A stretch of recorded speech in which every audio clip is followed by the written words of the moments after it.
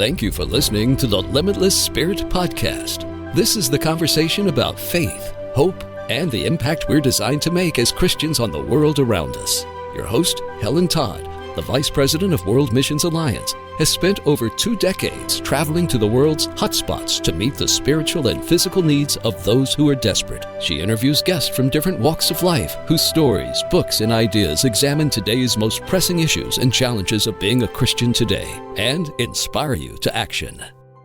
I grew up in the communist family. My father was part of the Communist Party. Later, he was dissident, but he was really convinced in the communism, and we grew up in the ideology, that was strong message in our family that communism is something good. When I was 20 years, I was in army 1 year. The situation was terrible. There was a lot of alcohol, drugs in our barracks, and where we was like soldiers, young soldiers. I was terrible. In that moment, I usually lost conscience when I drink, and many times I wake up in the morning in the wood on the street, and I didn't know how I finished there. So my life and all that was really not fun. It just was hell for me. Pain, constant pain. I'm Helen Todd, and my guest today is Bera Beredji, the pastor of the largest evangelical church in Serbia. When you meet him today, it is easy to see Jesus in his face and in the way he treats people around him. It is harder to envision who he used to be, a convinced communist, and later an alcoholic and a punk rocker. After a mystical encounter with God, Bera was healed of his addiction in one instant moment. His past has equipped him for the work he's doing today, not only as the leader of a thriving church, but also someone who helps people with various addictions to rebuild their lives. He has an amazing story, one that fits perfectly with our current series, Change Lives, Change Lives. Let's listen to it now. Hello, Bera. Thank you for joining me on the Limitless Spirit podcast, all the way from Novi Sad, Serbia. Hello, Helen. I'm glad that you invite me for this podcast, and I'm really enjoying time with you. Well, I'm looking forward to hearing your story and talking about it. I think it's very interesting, maybe even unusual for some of our listeners. To be honest, our podcast is being listened to all over the world, so I don't even know who is going to listen to us. But, let's jump right into it. So you grew up in Serbia during the years of communism. Yes, that is true. And I grew up in the communist family. So my father was part of the Communist Party. Later, he was dissident, but he was really convinced in the communism, and we grew up in that ideology, that was strong message in our family that communism is something good. So you really bought into communism. You believed in it? Oh yeah, I was taught from my father to believe in that time in the school and everything. So then you said your father became a dissident. What happened? That was some conflict in the Communist Party here in Serbia. They usually have some different opinion, and in one moment that was questioned how young people to dress. Some students dress differently, like Western, and old communists was against that, and my father protected kids, and that was a moment of his conflict with the Communist Party. But still, he really believed in the communism. Wow, over a dress code. So would you say then your father was more of a progressive person? Oh yeah, he was more progressive, but that was strange time here in the Serbia. Very interesting. Would you say it was the late 80s then? Oh no. That was in 70s.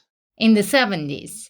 And so what was the Western type of clothing that the young people wanted to wear? In that time was slowly rock music came, so shirt with and jeans and other things. Yeah. And so did your father enjoy listening to rock music, or he didn't believe in that?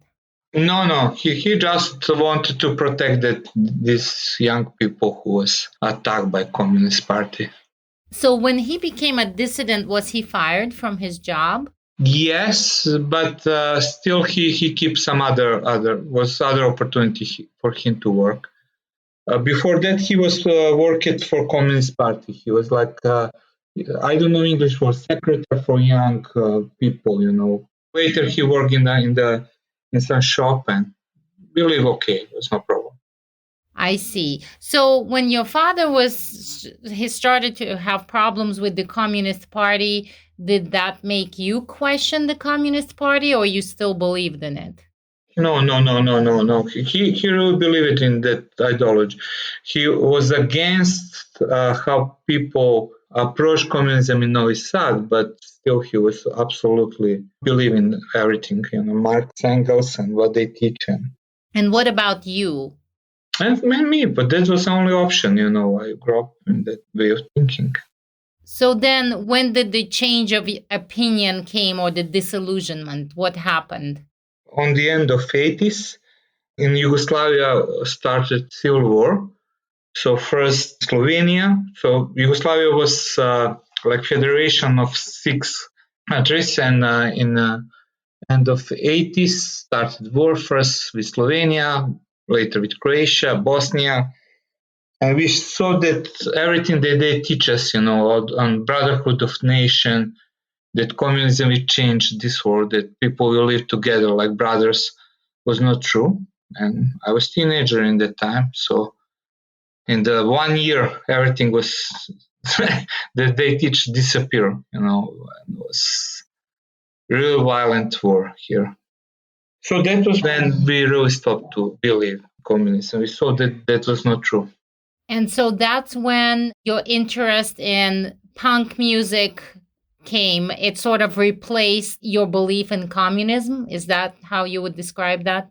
Well, yes, because like young people, we try to find something to believe, something to be. We really try to find something, because we saw that all that message on brotherhood and everything was not true. Anarchism was something different. We was against everything. So we didn't believe in the state, in the government, nothing. And that was punk music. That was anarchism for us. Like it was answer for us. No meaning. So you basically jumped from one extreme of an extremely controlling government into another extreme of no rule, no government at all. Yeah, that was my belief. Yes, like punk rocker and anarchist. Yes. And so how did you express yourself during that time in your life? Well, you know how punk rocker looks, this strange clothes, hair, aggressive behavior. We live like small group, like small community here in our suburb. And later alcohol came, and drug abuse and other things. So it was fight with other groups and other things. So you became involved with drugs pretty heavily. What kind of drugs were you using? More with alcohol, because that was more available for us. And drugs was expensive because here was huge inflation and war, so there was no money to buy expensive drugs. So we sniffing glue, abuse tablet, other things.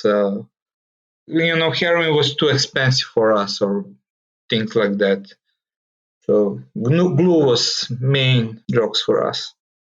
Sniffing glue. And so what was the lowest point in your life when you felt like things need to change? That was after army. When I was 20 years, I was in army 1 year. And in that time, I was not in a war, because in that moment, war in Bosnia was just finished, and war in Kosovo didn't start. So it was like 1 year of some peace, relevant peace. But situation was terrible. There was a lot of alcohol, drugs in our barracks, where we was like soldiers, young soldiers, and was constant pressure. So when I came from the army, I was terrible. In that moment, I usually lost conscious when I drink, and many times I wake up in the morning in the wood on the street, and I didn't know how I finished there. So I was really on the end of my life. I was 21 years old in that moment. And life and all that was really not fun. It just was hell for me. Pain, constant pain. And so, how is it that you ended up in church one day? So one of my best friend became Christian in that period till I was in army. So when I came back, I was shocked when I heard that he's Christian. For me, Christianity was something stupid, something absolutely not relevant for people, you know. You did not believe in God at all, right? Oh yes. But especially in Christianity. For Christianity was really something with no any meaning, you know. It was more interesting in occultism or something like that. So, but not in Christianity. But I heard that he became Christian in some church, and many times he find me drunk on the street, take me home, help me. After church service, he usually try to find me somewhere. And when he find me drunk, he take me home or help me. So finally, I made decision. I want to hear more about what he believe. And finally, I came to church asking for help. I hoping that something will change my life. I didn't know what, but I just came in the church. So that was in '93, and I was really touched from the first moment when I came in church building. People will approach me, the smile, shake my hand. There was a lot of young people in the time in the church. And I was with no hair in the black. I shake, shivering from addiction. But people really show me love and spend time with me. And I was really touched. But even from the first moment later when it was worship again, for me that was something so good. And for the first moment, I really was touched. Yeah. So, from punk music to worship music. Music was okay. Worship, lot of energy, smiling. I was really touched. Did you also feel something within your spirit, like the presence of God, maybe a touch of the Holy Spirit? I don't really remember. I think my focus was on when I saw on the face of the people and how they behave and how they was full of life. But I remember in the sermon, a preacher say how he wake up in the morning with a smile, and I was thinking, oh, I don't remember last time when I wake up, with a smile, with a joyful life.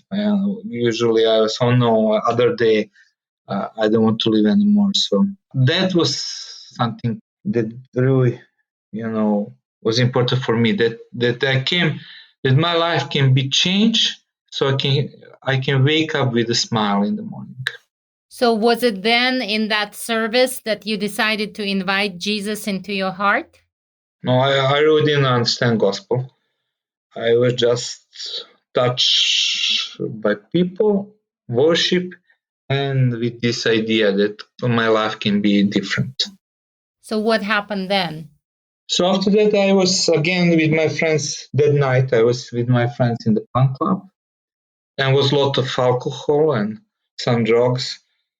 And when I came, I told them, I don't use alcohol anymore. I'm Christian now. My life is different. But when I saw them how they drink, I start to shake from desire to take that, to shiver from desire to drink again. And in that moment, first time prayer, I just asked God, can you help me now, please? And few words from the song stay in my mind. It was Christmastime, so it was Silent Night. So I repeat few words from the Silent Night song and some other songs. God help me now. And I was free in the second, in the punk punk, in the dark, in the presence of evil, I was just free. In one moment, you were free. Yes, I was free. I didn't touch alcohol from that moment. Now, 26 years, I'm free from any form of addiction. Any form of addiction. That is a very powerful testimony, because for many people it takes time, and sometimes a long time, to recover. I think that was the only solution. At that time was no any rehab in the Novi Sad or Serbia. So there was no opportunity to go to some form of rehabilitation or something like that. Yeah? And in the church, just was no people who, was capable to help me. So only solution for me was to be healed from addiction, and that was what God did for you.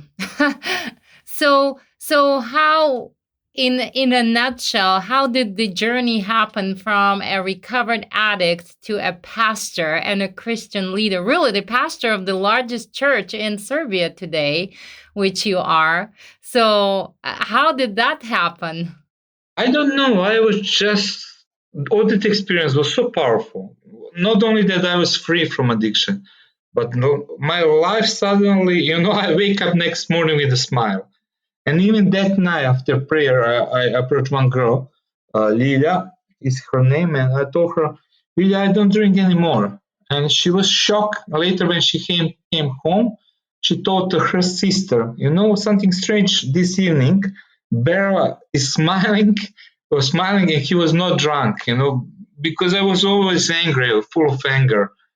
But after that prayer, I was just free and full of joy. And when I started to go to visit church regularly, every opportunity, in that time was every day was some Bible study or something like that. So on every meetings I was there.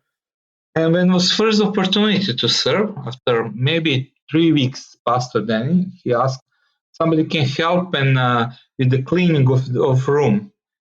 And I say, I want to help, that I want to. And from beginning, I started to serve in the church, first cleaning. After 1 month, they asked me, can you take care for books? Because I was so interested to read books. And after 1 year, they called me, invite me to serve like full time with the refugees, to visit people who came from Bosnia or Croatia to Serbia. So after 1 year, I started to visit them, bring them humanitarian aid, witness, share gospel with them. After that, they invite me, can you help with youth? And always my answer was yes, I want to serve this powerful God who changed my life. Step by step, yeah, I was more and more in ministry. And other things that happened that I find that my brain really recovered. I didn't mention in the beginning, I was a really bad student. I have dyslexia, so for me it was really difficult to learn reading. So I grew up really believing that I'm stupid. At that time, it was nobody knows about dyslexia. So people just think that I'm stupid, and I was thinking that I'm stupid. But at the same time, when I became Christian, suddenly I found that my brain recovering from addiction, and I applied for university. I was last on the list, but I started to study, and so I finished first. I have master degree in water management, and later I finished theology. I have master degree in theology, and even till I studied, was interesting to see my grades. In the first year, I was like low. My grades was lowest. I was worst student from all group. But second year, I was like average, and third year, I was excellent. So I have best degree on the end. So God restored my life step by step. That's quite extraordinary, really. Truly a transformation in so many ways. Also, you mentioned that the first person that you shared your transformation was a girl named Lilia who shared it with her sister. Now, this sister, who was the first witness of your transformation, she became connected to you in a significant way. Oh, yeah. Yeah, that is Mirjana. She's now my wife, yes. So even your spouse you found in your transformation, which is wonderful. Yes, later after 2 years, I invited Mira for Jesus movie in the Novi Sad. And so she came for Jesus movie, accept Christ, and later we became best friends, and on the end, now we are husband and wife. So she became Christian through me. That is absolutely beautiful. Well, the series of the podcast that we're doing right now is called Changed Lives, Change Lives. So since God transformed your life in such a powerful way, he has also used you to change lives of others. So not just through your church, which is incredible, by the way, but in some other ways as well. So can you share a little about this? So I'm one of leader and founder of a rehab center Rainbow here in Novi Sad for heroin addicts mainly, but alcohol addicts. So we started this ministry 12 years ago. We was always active with addicts because my friends who came to church came from that background. But step by step, God showed to us, that we need to work slowly with people. That phase, that was my experience, that I was healed in the moment is, that God changed how he worked. Because now we need to take care for them and take them slowly through discipleship and teach them and help them to overcome their addiction. So we start with rehab center, and now around 30 people is in this moment live in our church because rehab is part of our church. So they live in our church, and we try to help them, mainly heroin addicts, alcohol addicts. But in the last few years, we work more and more with gamblers because that is more and more issue in our country. So, well, I had the privilege of visiting the rehab center myself with our World Missions Alliance teams and see what an incredible work you're doing there. I also find it interesting that while your dad was serving the Communist Party, he had a heart for the youth. And now you, serving Jesus, also have a heart for the youth and the kids. It's hereditary, I suppose, but you are serving a different master today. oh yes, absolutely different master. But I don't know is that connected with my father, but was connected with my story. I always think that what I missed when I was young, somebody who will offer me something better, some other solution, especially when we was teenager, when we started with punk rock and all that. So now I'm leader of Royal Rangers Ministry here in Serbia and for Balkan in this moment. And why? Because I think if you offer kids something better, like scouting and everything, and Christ in the same ministry, that will prevent them from some bad decision. And so, so that is why I'm part of Scout. I agree with you very much. So, the kids and the youth, if we just give them our attention, and show them what it's like to live for Christ, it's irresistible. The gospel message is irresistible to the youth. And so I think that what you're doing is absolutely incredible. There's another part of the ministry that your church has.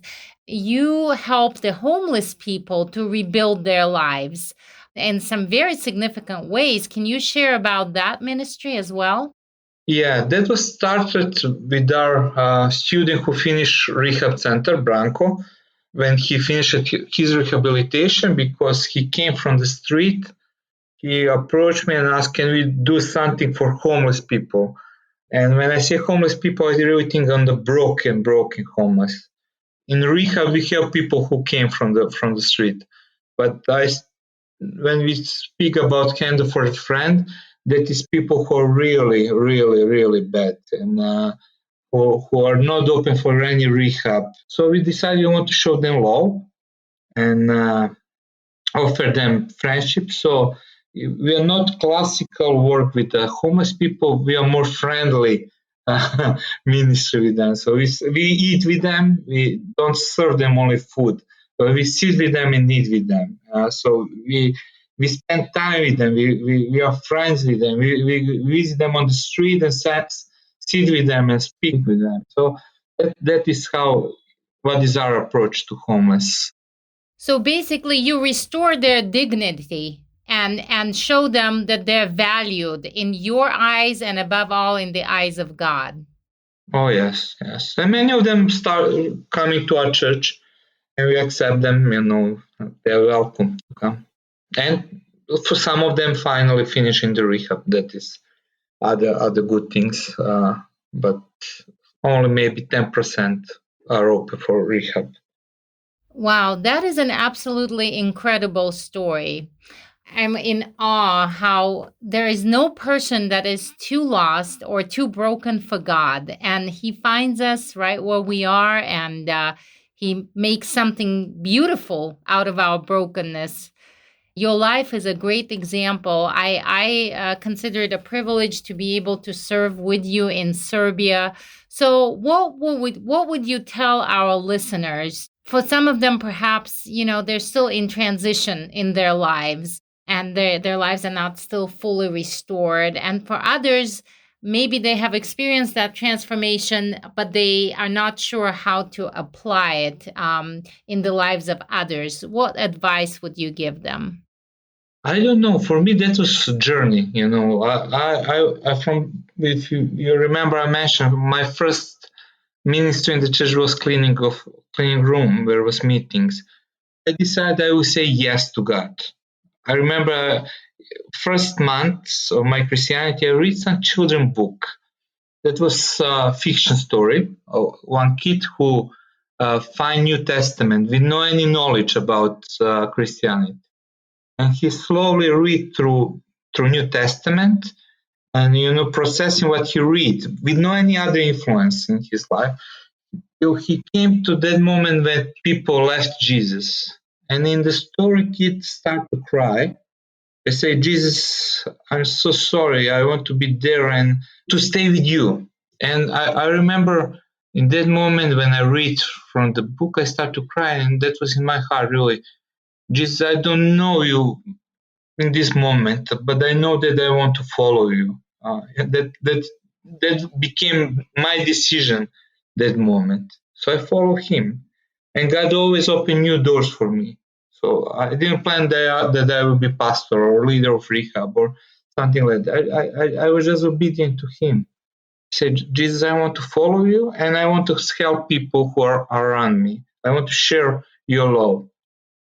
And from that obedience, God developed my life and ministry and everything. So I think that is just follow Jesus. And another other book is I don't know English word from that. People who are happy, something like that. It was testimony, and was testimony of people who start to serve Jesus, and that bring joy to their life. And that is my experience when we serving Jesus. Really, when we open, is so big source of pleasure and joy in our life and fulfillment. So, yeah. Wow, that is very well put. I can't think of a better advice. And thank you so much for coming on the podcast. Thank you, Helen. It was my pleasure. Thank you for inviting me. I'm so glad that Bera Beredji shared his story with us on this episode. I like how he said he wishes someone would have told him when he was a young man that there was something better out there than communism, punk music, or alcohol. He wishes someone would have told him about Jesus sooner. If you have a passion for telling others about Jesus and seeing them set free from their addictions and pain, I invite you to think about joining on an upcoming WMA mission trip. You can find out a list of our upcoming trips and also how to get involved with World Missions Alliance on our website. The address is rfwma.org. Thank you for listening to The Limitless Spirit. I'm very grateful for your support of this podcast. Until next time, I'm Helen Todd.